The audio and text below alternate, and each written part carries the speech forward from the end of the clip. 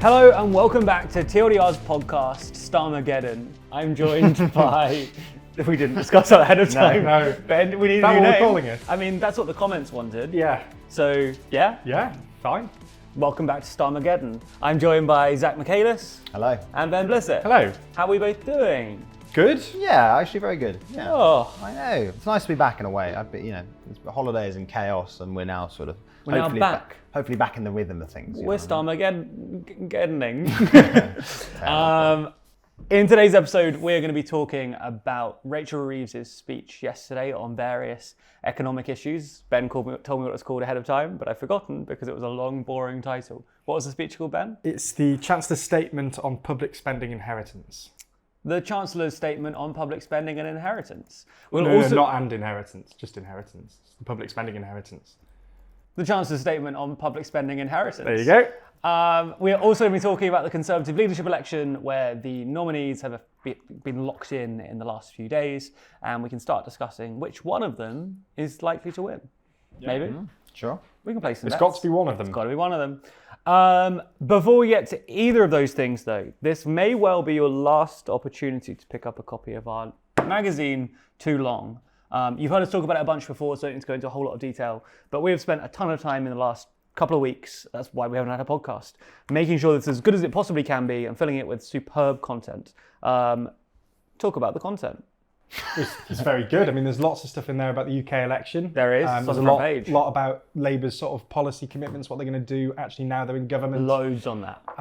Obviously, there's a global section, Zach. That's much more your bag. Yeah, I actually think, obviously I think the UK content is really, really great. I really There's a do. book coming. No, I think the main advantage, genuinely, to the magazine is actually the fact that it happens every 4 months, and I know that sounds like a ridiculously long time, especially when you think like The Economist does it every week or whatever it was. But one of the things I felt like reading through it was just that it's paced so nicely. Yeah. Because there's no story that's like fluff. Like every story is like a massive story that has built up over at least the last 4 months. Like, I don't want to diss The Economist. I love The Economist. But, like sometimes a slow news week, it'll be a weird story. You know what I mean? Then you like the front page will be a special report on like, I don't want to diss them. Do you know what I mean? Or like why private equity is secretly the best or something like that. Sure. And like, yeah, I like that everything in this is just like, it's not like we've reached for any stories. It is all just very, very information dense and very, very sort of efficient. And I like that. I think if you genuinely did want to just sort of like keep abreast of the way the global news cycle has developed over the last couple of years, I think that'd be quite a good resource. So today is your very last day to pick up a copy if you want the subscription bonus.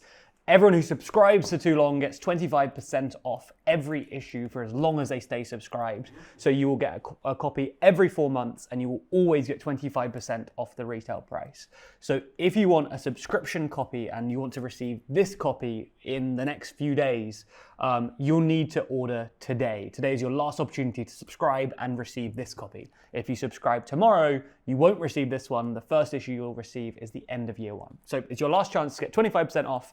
And if you use code PODCAST, you will get an additional £2 off your purchase, which means you could bring the price down to like a hilariously small amount of money. You'd be chuckling. When you get to the checkout, you're going to be absolutely giggling. Zach's giggling already. He's not even got to the checkout. So make sure to use the code PODCAST and subscribe to Too Long right now before you miss your opportunity.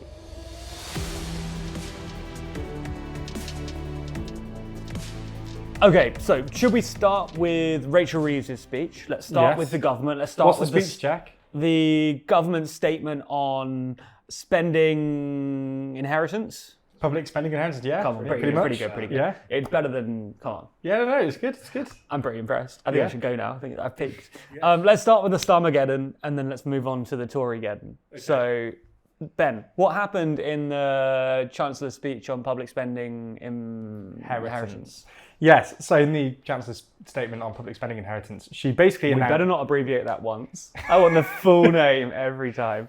She basically announced that there was a huge £22 billion black hole in public spending, which she attributed to the Conservatives. This was one of her first big speeches as Chancellor, sort of laying the groundwork for what we should expect from her as Chancellor in the next few months. Yeah. And, you know, a lot of people had been discussing, you know, coming up to the election that sort of no matter who gets in, the finances aren't going to be in a terribly great shape. You know, there was cost of living, there's obviously the energy crisis, there's tons of other sort of like smaller crises that the government are sort of dealing with. So we sort of knew that the finances wouldn't be great. Yeah, irrespective of who was going to win, it was a rough setup. So this was one of her first sort of speeches, and she's sort of laying this groundwork. And as I said, she found that there was this £22 billion hole in finance which needed closing.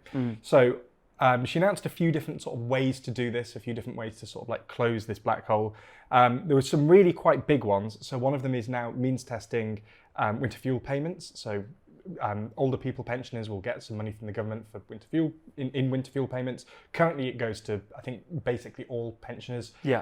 The idea now is that that will be means tested, so they won't receive that, or that they're not going to receive that once this is implemented, unless you're on some state, means tested benefit. Okay. Prove that you sort of like need that money.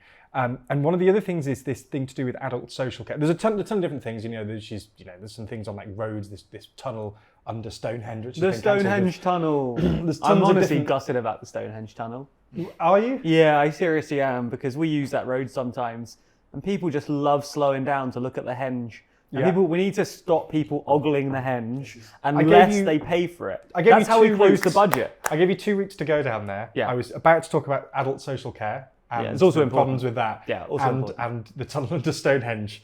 And you picked the wrong route there. I was going to say, I don't know that I did. This is my first input into the podcast, but when I drove past that the first time. Oh my God, you're going with that? I thought you were going to jump in on social care. No, we're sticking with the henge. I pointed at Stonehenge. I said, I can't believe, is that a mini Stonehenge? I didn't realise Stonehenge was that small. It's really. I thought it was like a little token one. I've only driven past it because you can ogle it from the road. So why would I pay? It's a good whoever owns it. Let's move on quickly before we nationalise Stonehenge. Put up a wall. Okay. That's the budget closed. Sorry, Ben, continue. Why hasn't Rachel Reeves done that? I don't. Do you know what? I actually spent more of my time researching this podcast on social care, not on. I didn't realise I needed prep for Stonehenge. Okay, sorry. Adult social care. So this has obviously been an issue for a little while. It's to do with how people sort of fund the care that they require in later life. There's this sort of these proposals from a guy called Dilnot, the Dilnot proposals, and it was the idea is that you introduce a cap, so the maximum amount that you'll spend on your social care before the state then begins to intervene. And that hasn't been introduced. It hadn't been introduced. Yeah. The government had sort of been flirting with introducing it for a little while, and there was different discussions about what that limit should be. Reeves yesterday announced that they'd be scrapping any idea of the social care cap, and claiming that it will save about £1.1 billion by the end of the 25-26 Parliament. Okay. So it's the idea of sort of clawing some of this money back, trying to close this sort of like this black hole which she claimed was left by the Tories. It was also quite interesting when she made the speech in the House of Commons because, Shadow Chancellor Jeremy Hunt was sat opposite her, and she was sort of directing all of this at the Tories, saying that they covered up public finance. They weren't honest with the British people about public finances and this fiscal black hole. Yeah. Jeremy Hunt obviously hit back on that and had said, basically, one of these two things are wrong. Either the civil service, when they were working for Hunt, were publishing things that were incorrect, or Rachel Reeves is incorrect and is misleading the House. So one of those two things. And he's written to Simon Case, the top civil servant, sort of asking, which of these two things are sort of like the case. So it's been quite aggressive. I think up until now we've seen sort of almost some unity between Labour and the Conservatives. They've been quite chummy in Parliament. They've sort of been very respectful of each other. And even in the first Prime Minister's questions, there was a lot of them both saying, I agree to each other, which is very uncharacteristic of Prime Minister's questions. So I think this might be one of the first sort of quite fruity interactions between government ministers. It's quite an interesting I suppose the Conservatives, like the economy, them being like trustworthy with the economy is one of their core selling was previously. So maybe it's a touchy subject if they get accused of that. And to be fair, this was one of the things we'd said in the lead up to the election, was that Labour had overtaken the Conservatives in polling on trust on the economy, which was massive. I mean, that is not what you'd expect. As you say, the economy is one of the things you should expect the Conservatives to be trustworthy on.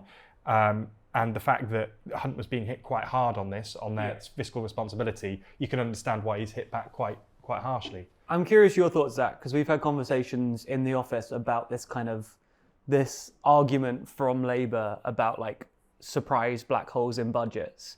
And I know you have thoughts, so I'm curious, having seen the speech, what your reaction is. I think actually Ben's right to point out that only really time will tell like quite how we square previous comments by the civil service and the Tories with what looks to be like the fiscal reality at the moment.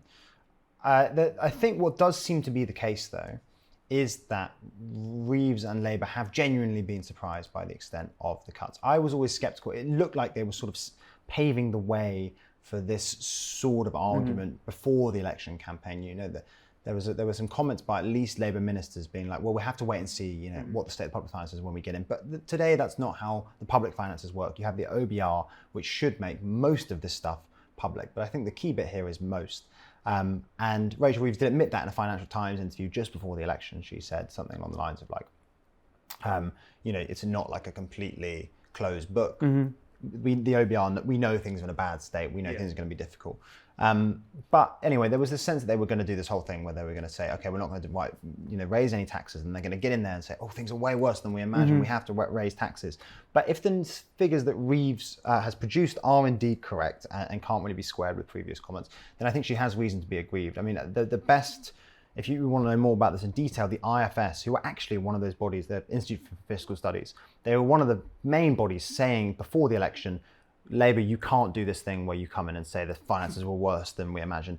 And what they've just said is basically, actually, to be fair, things do look a lot worse than you imagine. I mean, that 22 billion, it's quite a complicated figure getting down like into the nitty gritty of it. But basically, it's the way it's calculated is that there's been 35 billion pounds worth of overspend, and then there's been sort of like 16 billion of basically underspend and reserves that haven't been spent, and that comes up to 22 billion, roughly. But a lot of that sort of overspend has been a combination of agreements with public sector pay awards of about 5%. That was always going to be bigger than the 2% that was sort of calculated in, because private sector pay has been rising about that rate, and so you were never going to get away with a 2% pay rise. Public sector pay, public sector workers, especially when inflation has remained, at least until relatively recently, quite sticky and well above 2%.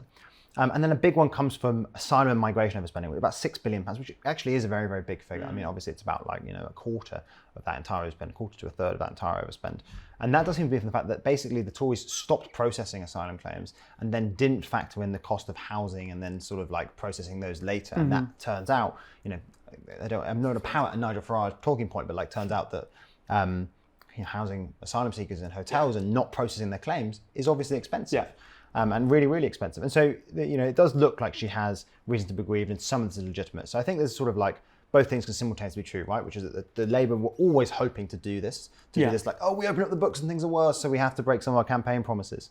But then it also looks like things were at least a bit worse than could have been reasonably expected by OBR forecasts. And for context, when you talk about government spending, it often tips into the billions. It's hard to tell sometimes as a regular person.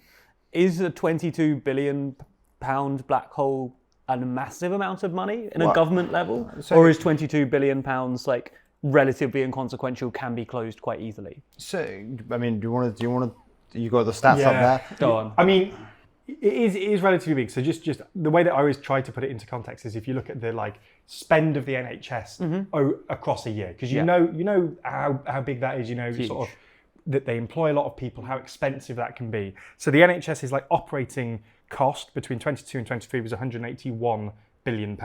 Okay. So like that is not an insignificant sum. That's like quite a large proportion of the NHS's yearly operating But the NHS costs. is obviously one of the government's biggest costs. And and one of the biggest employers, on earth. Yeah. It's huge. So I think it can be difficult to wrap your head around government finances, and I think actually that the number you just gave, sort of in comparing it to the overall NHS budget, in some sense makes it sound like smaller than it is. What we're really finding over here is like the difference in year-on-year spending, like the increase in spending that you can get away with year on year. So like the NHS spending, it's 180 billion, but that only changes by a couple of billion every year. That's what people are fighting over every year, because a lot of that's just sort of like already gone. It's banked in. It's just literally paying like base salaries, the uncontroversial base bit of a salary, and then the rest of it is what you're fighting over. And the 22 billion is very big in that context. I think the best sort of thing to compare it to is the so-called like fiscal headroom. And fiscal headroom is basically the difference between current spending projections and the sort of maximal spending projections that a government is allowed under its own fiscal targets. And Okay. Labour promised to copy the Conservatives' fiscal targets. They might change it a bit. We can get to that in a second. But under those current fiscal targets, the main one of which is to have debt to GDP falling by the end of a parliament in the 5 years, there's about 10 billion. And so, or 9 billion, which means that like This 22 billion is is huge in that context. It's a blown through that disaster. entire budget. In the Or same headroom. way, that asylum spending is huge in that context. Yes, 6 it's billion almost is all of it, genuinely, yeah. exactly. It's genuinely pretty massive in that. And so I think, in that context, I think Reeves is right to be aggrieved if those numbers are broadly correct. I think it leaves her with a bit of a dilemma. I mean, like there are lots of ways that she could try and get out of this issue. The obvious ones are taxing more. Yeah. And I think that some of the rhetoric we saw in that speech does imply that we're going to see some surprise tax rises in the budget in October. Yeah, I think I agree that this is almost certainly laying the groundwork for tax rises. In the core areas they promised they wouldn't raise taxes, or in like one of the other ones? I would be very surprised if they broke those promises. It'll be very soon to break those promises. I actually think they Should we could just get go- a... Should we go through very quickly what the promises? They've basically promised not to increase VAT, income tax, or national insurance. So the three or that corporation tax, they mentioned that Yes. at least. Well, in So the their three- band of three of taxing working people, they're the three that primarily affect day-to-day life. Obviously, you've got inheritance tax, capital gains, but like average people, the ones that hit their paycheck, none of those are going to change. And maybe corporation tax is also promised to be they locked said in. that before the election as well. They wouldn't So- do that. I mean, collectively, by the way, it's worth saying that it's not just they hit working people; those are the main Yes. tax receipts for the government. I mean, they're 2/3. It'd be worrying if inheritance tax was the majority of it, Yeah. because we do need some working people still. And I think some obvious ones. I think the one that's most consistent with their claim that they're not going to raise tax on working people is an increase in capital gains tax. So capital gains is the tax that you pay on the sale of like assets, as it were. Yeah. If you buy stocks and then you sell them, you pay It's capital gains. less working man energy. Yeah, It's not really exactly. man of the people tax. And also, like, it's not work because No. you're just buying and trading assets. I mean, whether or not that counts as work, who knows? But that's the fine. Who knows? Who knows? But the capital gains tax is slightly lower than income tax, so there's this sort of differential, which means it feels slightly unfair that people are paying less tax on earnings from capital gains than they are on income. You're Which disadvantaging they're not working actually people. Yeah, they're not doing, actually. Well, Well, arguably. yeah. But the betraying all of our political Depends how bias. much depends how much capital gains are all paying, really, doesn't it? No. And I think they could raise those. One of the things I would say about that is that actually historically, and I don't want to sound like I'm parroting sort of like Tory attack lines. Historically, that capital gains tax have been relatively ineffective because what people who hold assets then do, they are sometimes effective, and I think Labour would be well advised to do them. I think those tax rates should be normalised, and I would hope that basically no one would cut them after they were normalised. But what they tend to do is, let's say you own a big house or lots of stocks. You don't sell your assets until you just wait until the Tories come in and cut it, and then there's this massive sale. So you can see how capital gains revenue, tax revenue changes over time. When it's cut, it actually falls, and then when it's raised, it falls, and then when it's cut, there's a massive spike. People don't quit their jobs to avoid income tax, but they do avoid selling stocks they don't need to. Yeah. So I think they could do that. I don't know how the efficacy is questionable. I think that. So I would say I actually think it is more. Both of you seem to be like, there's no chance they'll change. I think it's unlikely. I think it's very, very unlikely. Okay. It's possible. Here we go. But I really don't think. First it's prediction of the episode. Note it down. I think that I think it's more likely than people seem to think they will raise one of those taxes. I could see like the increase in the higher rate of income tax. I could see that happening. For example. They've said on income tax they won't raise the basic, and I forget what the one after that is called. Is it additional, the one up to 50k? Okay, yeah, sure. So they've they said could raise those. They're committed not to raising those. So I think they're still open. It's still open to the possibility of the higher rate being increased. But I think the more likely thing, by the way, and I think it's going to fly under the radar, but I think it is actually probably the most interesting part. I'm now just sort of forcing the podcast on something I'm interested in. Is that you could? It's going to be gold. You could slightly Guilt yields. Guilt yields. It is actually quite guilt yieldy. You could slightly redefine the fiscal rule to basically not include debt that's held by the Bank of England. Yeah, you see what I'm getting at here? It's a loophole. Basically, at the moment, we're paying a lot of money. I know exactly where this is going. Yes, you do. Yes. Is it the interest? It's the interest that we're paying, to the Bank of is. England. Yeah. Is it that we're very unique in the world? And that we pay the... we are just Yeah. unlike the Europeans and unlike the here we go. Americans. We recapitalize the bank for losses it makes on government bonds. Bank of England, when the Bank of England can't go bust, and we are currently paying somewhere between. I mean, I think the previous estimates were £40 billion this year. Again, put that in the context of the 20 billion. You know, you could get away with that. The thing is, We could build the Henge Tunnel. Yeah, we're not going there again. No, the thing is, I sort of mock you for bringing this up, only because it is one of your talking points. But I don't disagree with it in principle. Like, Sure. I think you're right to bring it up Exactly, in this context. and I think.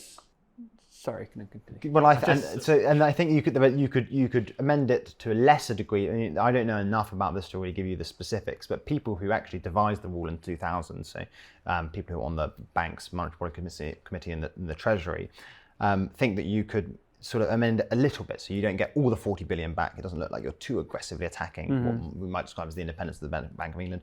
You're just sort of fiddling with it enough to get your money back. I think that would be really, really clever. I think that one of the the thing that Labour know is that the fundamental issue in public services at the moment, and actually in the private sector in the UK, is a lack of investment.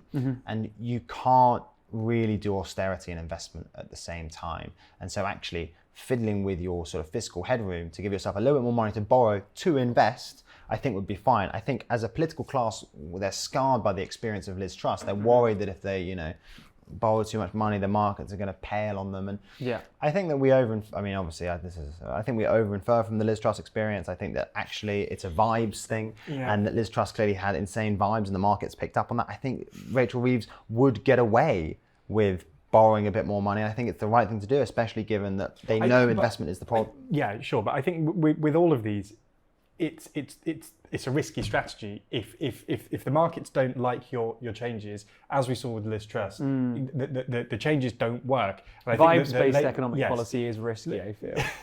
I think Labour are so keen the markets to keep are vibes-based. The markets are people, of course. Of course, the markets are. This is something that people I think really do forget. The markets are very much vibes-based. They really are. And Rachel Reeves gives off competent, quite small c conservative austerity vibes at the moment. Should definitely get away with it.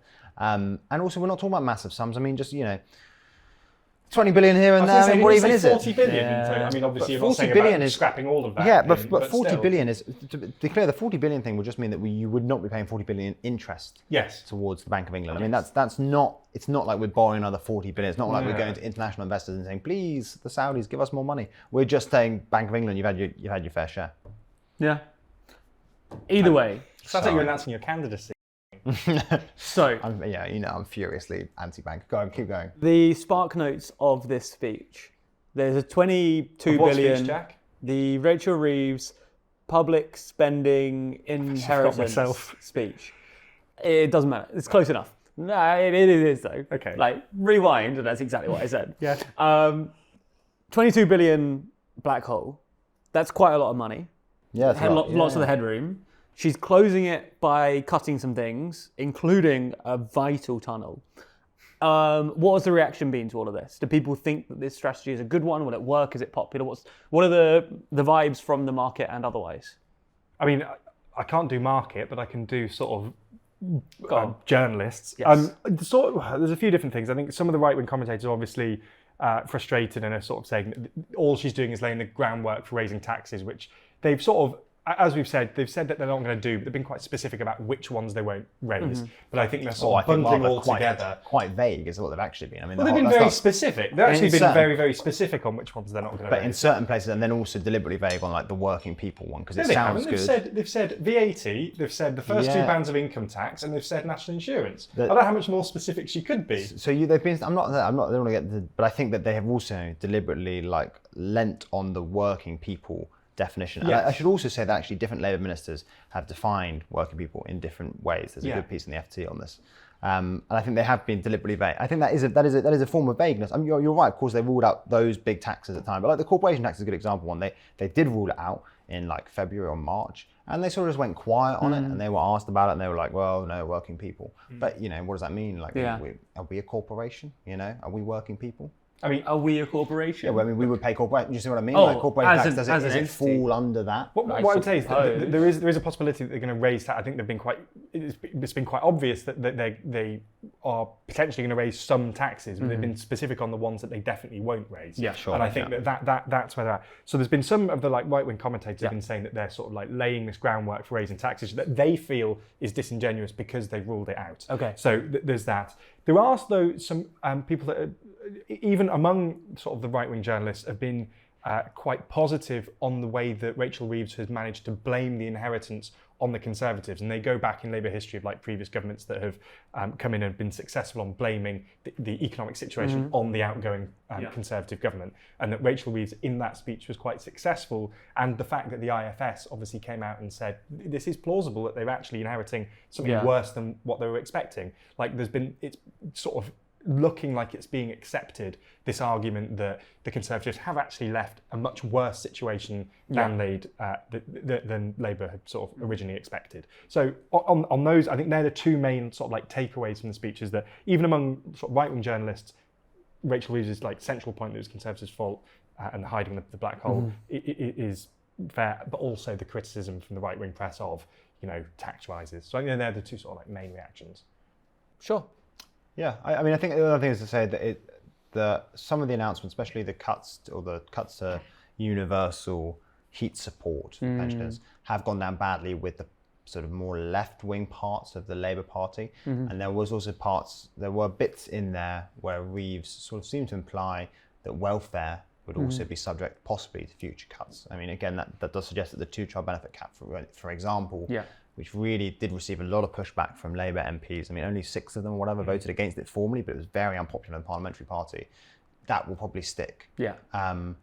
What's the argument for the fuel thing being unpopular? Because the cap on child benefits makes sense because that is more working people vibes, no matter how you define it. And also, another thing that it's supposed to discourage people from having kids, and it turns out that obviously that doesn't work. People still have kids. But the kind of winter fuel thing is about ensuring that people who need it still get it, and those that don't is the kind of.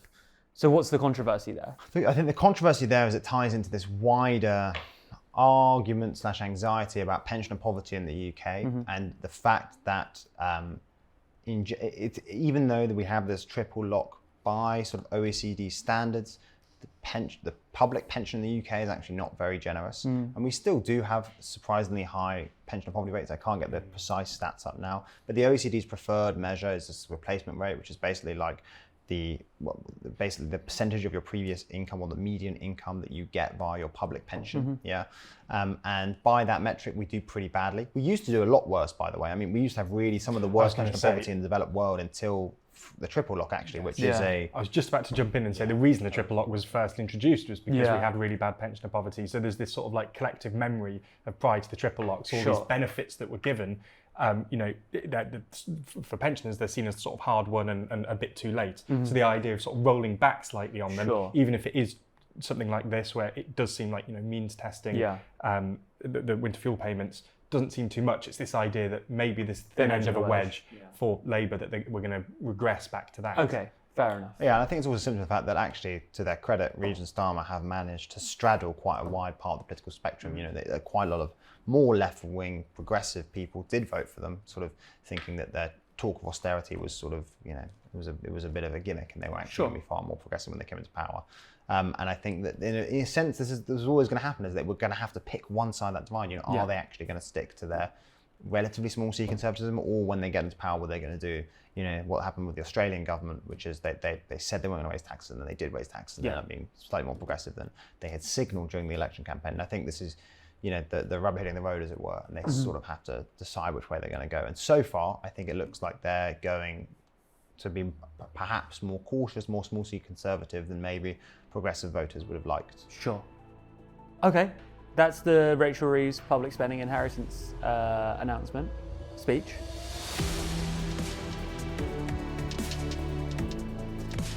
Let's move to the Conservative Party. Yes. Obviously, they lost the election. Did they? They did, and if you didn't know that, I've got a magazine that can tell you all about it.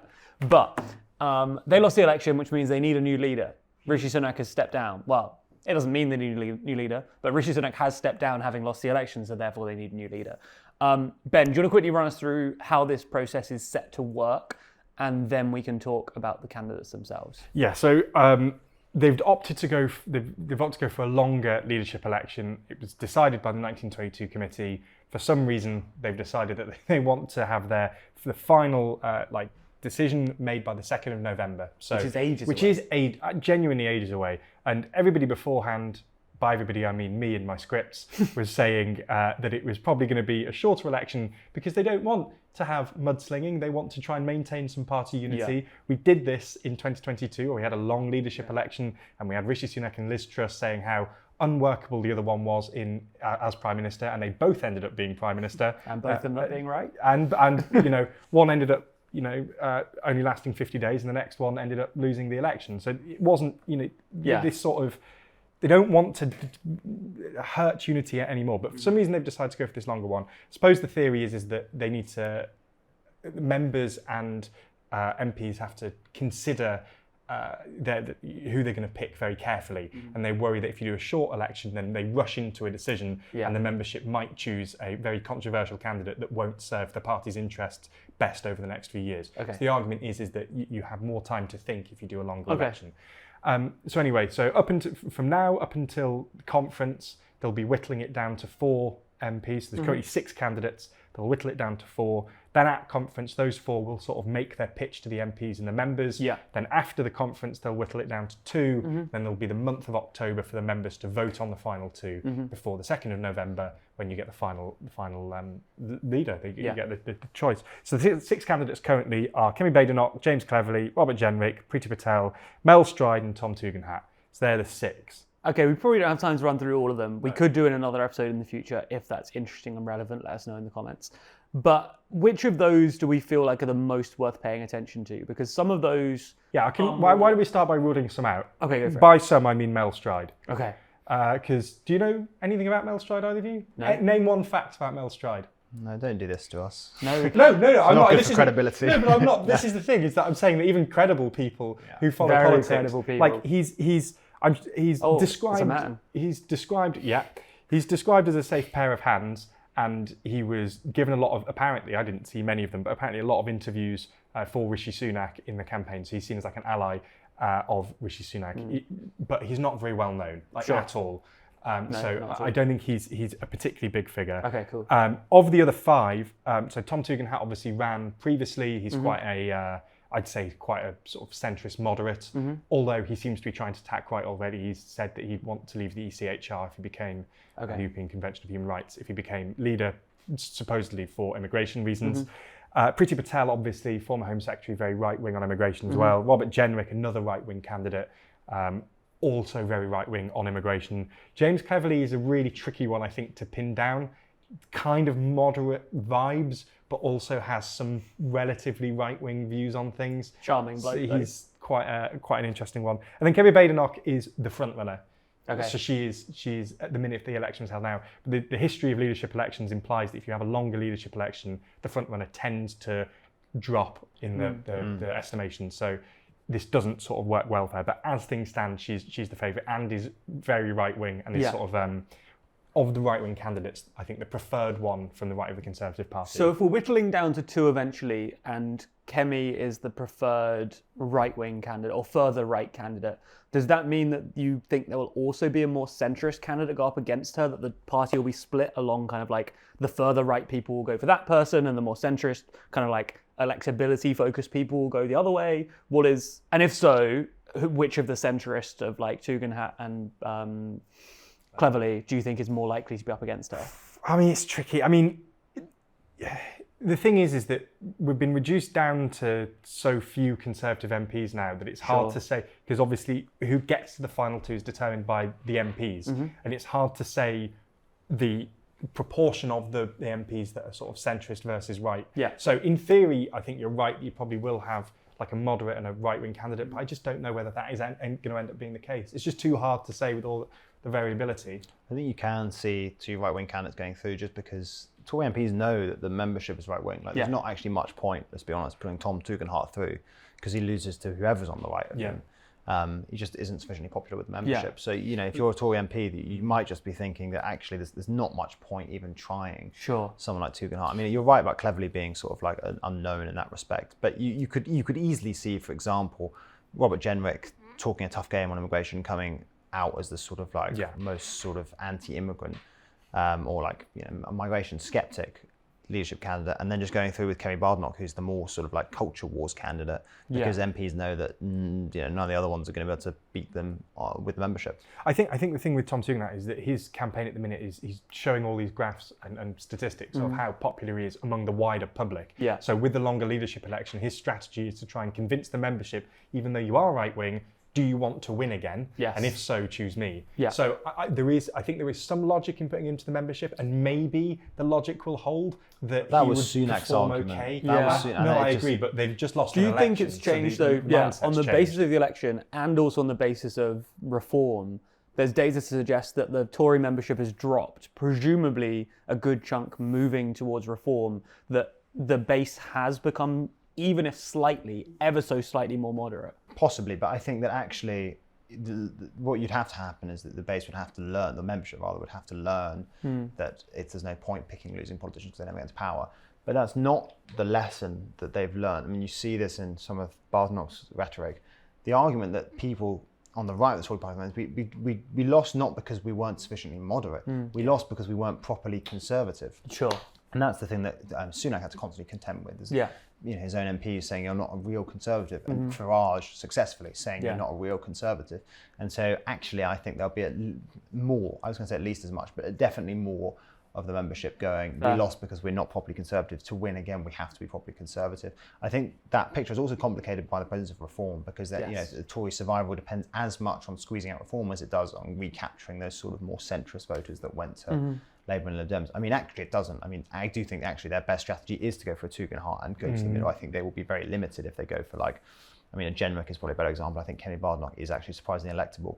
But I think that most of the Tory membership will be thinking we need to be more properly stick to our principles, sort of Margaret Thatcher style thing. I tend to agree that the membership probably are still quite right wing. I think there's a route in which, and then it's obviously the way that Tom Tugendhat is trying to sell it, that attacking right isn't the solution here. He says what, attacking right? Well, he is attacking slightly right, to be fair. But I also agree that I think there's probably quite a strong argument that the membership aren't going to learn that particular lesson. They're going to think, we do just need to go further right. And I agree, I think maybe Badenoch and Jenrick maybe, or I think even possibly Cleverly. I think Cleverly is a good candidate. I think he is just a good politician, but I do think Badenoch is, I agree with the bookies. So our guesses, early guesses, very early guesses. You're going Badenoch and... I don't think it really matters. Go on, it does. For the game it does. This is what Jack's here for. He's here for predictions. To catch people out. I could see Priti Patel having enough of a base in the parliamentary party to make it through to the next round. Okay, Patel versus Badenoch with a Badenoch win. Yeah, I can see that. I think Badenoch win, but cleverly. Okay. Let us know in the comments who you think the final two will be and who you think will win. And of course, also let us know your favourite hen. Can you imagine if we're completely wrong, if neither of those two make it to the final two? Do you remember just like the predictions? election? Yeah. We're good at predicting. Don't listen to anything we say. No one's looking. No, don't.